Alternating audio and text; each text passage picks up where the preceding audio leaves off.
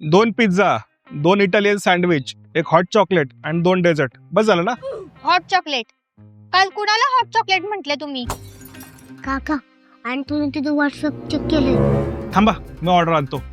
हा घमासान कौटुंबिक वाद सुरू होता पिंपे सौदागरच्या कॅफे कबेलामध्ये, जिथं पिंपरीचे पाव आणि चिंचवडचे टोमॅटो न आणता सगळं सामान इटलीवरून येतं. बड्डेतल्या पिझ्झाची आणि माझी अवस्था एकच होती. नेमका कोणता व्हॉट्सअपचा मेसेज पाहिला हा विचार करेपर्यंत पिझ्झा बाहेर आला. पुण्यात अस्सल इटालियन सौदागरच्या कबेलामध्ये मिळते हे समजलं, पण पुण्यात रशियन कुठं मिळते हे नाही माहिती. फक्त 350 पासून पिझ्झाची किंमत असल्यानं बिलाचं टेन्शन नव्हतं, पण मोबाईलचा पासवर्ड कॅमेरामनला कसा कळाला आणि जर कॅमेरामननं तो मेसेज पाहिला असेल तर सौदागर मध्ये आपला सौदा होणार हे नक्की.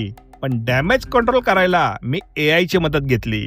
आजकाल AI पण करतात व्हॉट्सअपला मेसेज. मेसेज जाऊ द्या, बारकेला तुमच्या फोनचा पासवर्ड माहितीये, त्यानं मला सांगितला, पण तुम्ही नाही सांगितला.